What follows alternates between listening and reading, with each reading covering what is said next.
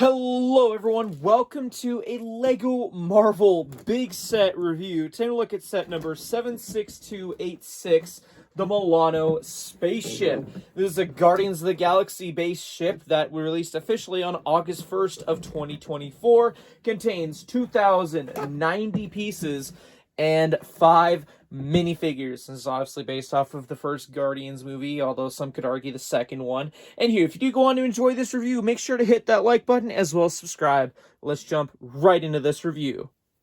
Holy moly, this is a big ship. I mean, especially for what you're paying for, you would expect it to have some size to it. Man, I don't remember exactly how long this took me to build, but I know it definitely was a long build stream. I do live build streams. Check out, the live stream section of my channel. Thanks. But yeah, loved every aspect of this build. So fun. Loved the curves. Kept me guessing the whole time almost as to which was the front, which was the back. Now, how are we going to try doing details on this? Because this is, I don't normally do a lot of big model reviews, so bear with me here. The set does come with an included stand, which you can remove from the ship fairly easily. There is a blue tile indicating where you can stick that into the model. So if I can very carefully get this shown here, you can see on the bottom there is a little section with some blue sticking out. So it's kind of color matching, which is very helpful. And then bada bing, bada boom, you just stick that in there, and you got it on the stand. Normally, I'd say I would want a display plaque for a set like this, but with how hefty this build is on the stand, I'm fine without it. It is just fine, but, it's nice. You can swoosh this around if you feel ballsy enough to try. But, yeah, overall, love the detail on this. So since we have this thing flipped upside down, might as well show the one underside detail that I guess is worth noting is that there is a handful of stickers in this set. This is one of them. I'm not quite sure what this represents, but I mean, I remember seeing it in the movie because there's been a few shots where, you see the Milano fly and the camera's pointed at the underside of the ship. So that much is accurate in my books. It has been a few months since I rewatched the movie, so if I say something that just seems a little outdated, I apologize. You do have this other sticker here, which is another detail that I remember as well. You do have a sticker that says Milano right there. Sticker would have been fine if the fact that it doesn't... Like, you guys can see it right on camera. Like, the shade of blue just does not match the tile blue whatsoever. So it ends up sticking out like a sore thumb, to me at least. And that kind of bothers me. As for functionality on the outside of the ship, the wings, you can move this wing back and forth like so. You have the top wing here, which is attached to mixile ball joints. You have the bottom wing section, which is attached to ratchet joints, so you can get some ratchety, twisty... Oh, I put too much twist. Goodness. All right, bear with me for a second. Okay, yeah, there we go. A few minutes later of fixing this. Maybe don't mess with that wing when you build this. Just kind of leave it in the open position. And yeah, because this isn't on the stand, other sections are trying to fall apart on me. So let's throw this back on the stand so we can have a more stable look at the ship for y'all. Now that we've basically shown off the whole underside and backside, whatever you may call it, etc., etc. So, accessing the interior, one of my favorite things. Oh, also, this is a printed cockpit piece. Anywho, accessing the interior, it doesn't really matter where you grip. I mean, you can lift up that section right there, and therefore you can see the front of the cockpit like that. But, I mean, if you want even better access into the cockpit, all you have to do is kind of just lift up this whole section off, and there's the underside in case you're wondering, and it kind of just tabs in onto those studs right there. You can see with the yellow studs bricks right there with the studs. That's where it tabs into. It doesn't fall apart, as you guys saw, as long as you press into it, and it's so seamless how that all fits in there. You guys can see that, right?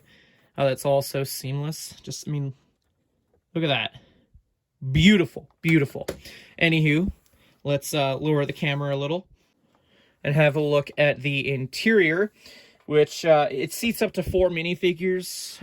One minifigure at the front there, one on each side here, and there is a spot in the back corner right there, basically where you see that orange. And then you also have a spot for Groot there behind this little poster. I'm not quite sure what that represents. Feel free to comment down below what that is. I am not just the best with knowing music knowledge. I'm assuming that's like a music reference or whatever. You do have another stickered piece right there that shows open communication with Yondu, and I wish we got another set with Yondu. I would love that.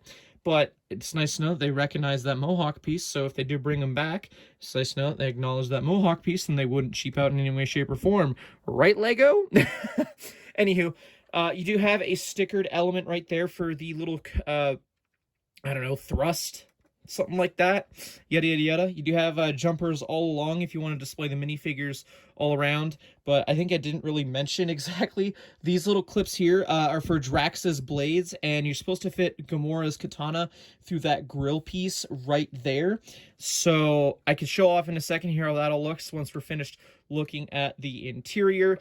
There is some roominess to this. I mean, just taking the random Peter Quill minifigure, it's a little bit difficult at first. I mean, I have small hands, admittedly, but trying to get the minifigures on these jumpers are a bit of a hassle. I mean, like, oh, you could try through the back. No, that's be like the only complaint I would realistically have with this set, is that it is just a little bit too tight of a fit trying to get these minifigures on the jumpers without them falling over on the inside of the build.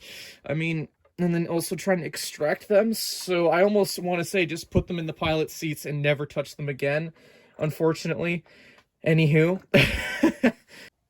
As for the other interior aspect of this build, you can see there's like a little bed thing going on here, as well as like a little printed cassette tape in there, which makes sense. Because, you know, at the end of the first Guardians movie, or just throughout the Guardians movie overall, he loves his music, his awesome remix, if you will. And there is a little window for you to view out through the back of the Milano. There is also clip pieces here for weapon storage, before I forget. But yeah, not a whole lot else in the terms of detailing for an interior. I mean, I hope I'm showing off good enough angles here to give you guys an impression on what the interior is like. Again, this is quite a pain to handle with the camera, so I'm going to go back to doing the regular angle and we'll show off basically what these look like with the figures inside. Okay, so adding our first minifigure into the Milano so you guys can understand the whole process of trying to get these figures in. Adding Peter Quill at the very front there because he's the captain, unlike any other minifigure that could have been included with this set. Yeah, you put Peter Quill's blasters on those clip pieces I showed off earlier, like so. So that's pretty cool. Moving on, we got Gamora. So you want to just remove her katana. And I normally like to sit her right over here, like so. Again, there's nothing really for seating in the background here, which, again, isn't really necessary. It's fine. Remember what I mentioned regarding the grill there? So you can just see, just kind of put that, boom, slot that into place. For Drax, I've seen some people put him in the back or the front.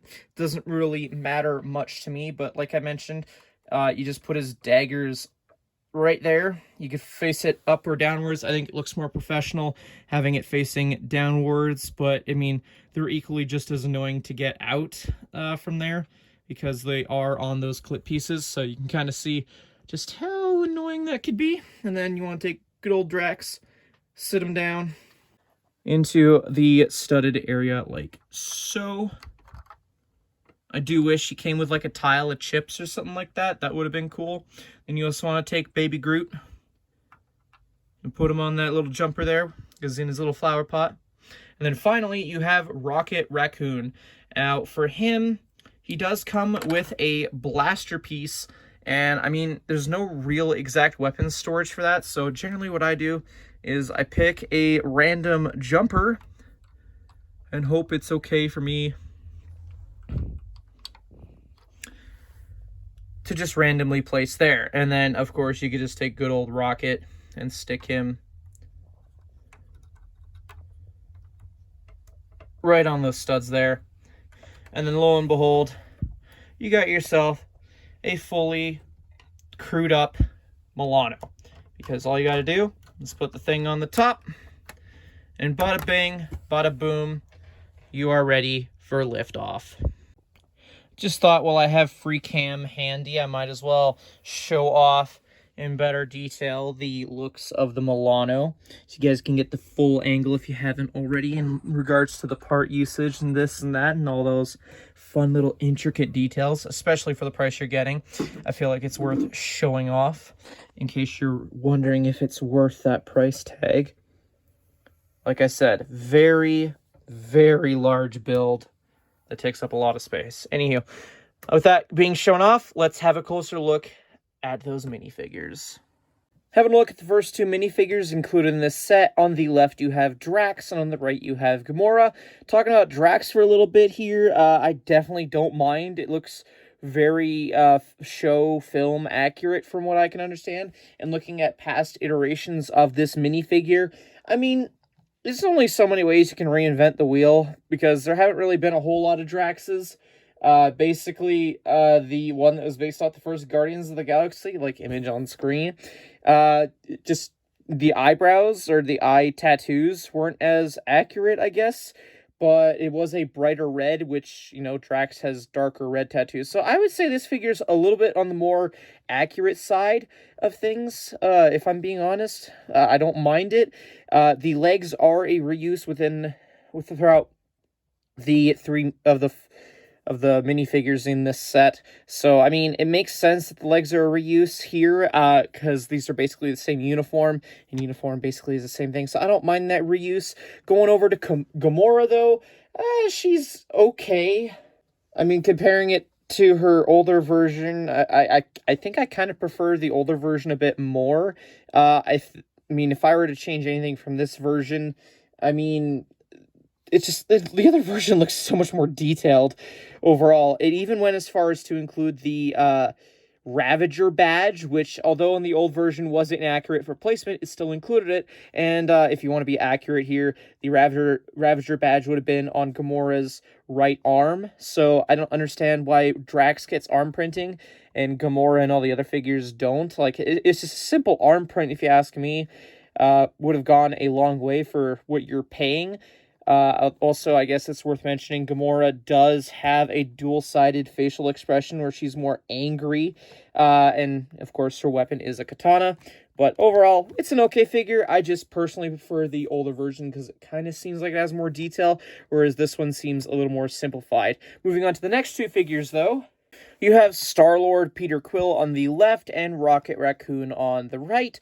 Star-Lord Peter Quill is an okay inclusion. Like I mentioned earlier, reuses the same legs. Again, the uniform excuse, whatever. I think this torso is slightly just that more accurate to how it appears in the movie. And okay, before anyone comments, I was wrong. Gamora had her Ravager patch on the right arm. So I guess I was complaining that it should have been on the right arm. Star-Lord was the one that had it on the left arm, but my point still stands. So anywho, the only complaint I have for Peter Quill's Star-Lord is, you know, I wish, I mean, this head is, for when he's from Infinity War Endgame, definitely different looking characters. I mean, I guess, he goes cutting corners, whoop-de-doo. But I really, really would have loved if they could have brought back the famous helmet mold that, you know, is so scarce and hard to find. I mean, they did it with a CMF for a whole new revamped, different version / same character with T'Challa Star-Lord, and it's just like, why not throw it in your $200+ set, you know? Would have made a lot of a difference, if you ask me. But, you know, he's got his iconic blasters, whoop-de-doo. As for Rocket, he is not an exclusive inclusion with this set. He came in Rocket's Warbird that also released earlier in 2024, which I did also do a review of. You can check that out, link in the description. And yeah, the only difference between those two Rockets is just the guns they come with, or blasters, whatever the heck you want to call them. So I like how this one's done. It's pretty cool. You got the back torso printing, the tail, whoop-de-doo. This one is overall more accurate to how it appears in the movie, and that's all I'm looking for. Anywho, we only have one more technically minifigure to look at, and that is none other than Baby Groot, who, yeah, is currently an exclusive inclusion just to this set. I like how he uses the mold that he's used in earlier years. Just, it's just different, unique print. And I think this is a dark tan, or a light tan. It's a form of tan. Come on, editor me. Come on, use that bricklink knowledge. But yeah, I like how he looks. It definitely seems pretty accurate. I like how they went through the extra detail to make sure he's standing on some dirt. He looks happy. He looks cheery. And he just fits in that little pot piece like so, that you can put in the Milano. Not much else to say about this guy or any of the other figures, so let's carry on to what else this set includes. So, taking a look at the instruction booklets, you do get 2 of them, but you can see how thick the first instruction booklet is. I do wish they do it with some sets, and I wish they would have done it with this one. The first instruction booklet would have had like some transparency on like what section this builds per se, if that makes sense. Maybe I can throw some images on screen if I can be bothered to show what I'm talking about. But anyhow, you do have a QR code if you want to build the set digitally or just redeem for some insiders points. This was a very long build process overall. You do have Star-Lord as the progress bar. Very, very fun build. Like I said, kept me guessing the whole time. And at the back of this instruction, it just shows you where you leave off into book 2. And then there's just a rebuild the world at the back. So let's just transition over to booklet 2, which is on more of the thin side of things. Again, wish it showed a progress, but whoop-de-doo. The second booklet shows Rocket Raccoon as the progress bar, so I like that they changed things up a little bit. Again, just a very overall fun process, but flipping all the way to the back there kind of shows you where you could put Groot, the weapons, and such, as well as all the figures in the Milano. Completed model. No advertisements that I can see right off the bat here. You do have a gigantic amount of parts listings across these pages here. And then you conclude with a win at the back. As for extra pieces, this is all that I received with my copy of this set. Quite a lot, but it makes sense. It's a big set. So, yeah. Now, in case anyone was curious, here's what the Milano looks like with Rocket's Warbird, paired side by side, just for scaling and interest, because I know that was a question I had for myself when looking to purchase one or the other. Overall, in conclusion, if you were to ask me, was this worth the 240 Canadian I paid to own this set? I would say yes. Like, this ship is instantly recognizable. The minifigure selection is, for the most part, okay. Could it be improved? Sure, but I mean, come on. I almost want to say the minifigures are slightly a bonus for something this beautiful and having such fun build techniques. It threw me away with just, like, it wasn't what I was expecting. I was expecting, like, generic boom, boom, boom, connect. And it was like, no, it was all different angles assembling together, lots of studs not on top. Totally recommend picking this up if you are considering it. It is probably the first Milano ship to come with the whole Guardians crew, and that was, again, another deciding factor for why I picked this up, because every Milano that came out just did not have a full crew, and this one does. So, I mean, unless you feel comfortable tracking down through Bricklink or just whatever sets LEGO releases in the future regarding the Milano, just to have a complete set, just pick this up. I mean, it saves you so much hassle, and there's literally almost not a whole lot to complain about after all is said and done. I mean, if it helps you feel any better, get this on double points or on sale. Whatever you can use to justify this. Highly recommend picking this up. I look forward to having this on display with my other Marvel Guardians of the Galaxy sets. So, yeah, with that all being said and done, let me know your guys' thoughts in the comments section down below. If you enjoyed this review at all, I'd be curious to hear what you like and don't like about this set. Anyways, guys, thank you everyone so much for watching. I hope you all enjoyed, and I will see you all in a future video. Take care, guys. Bye-bye.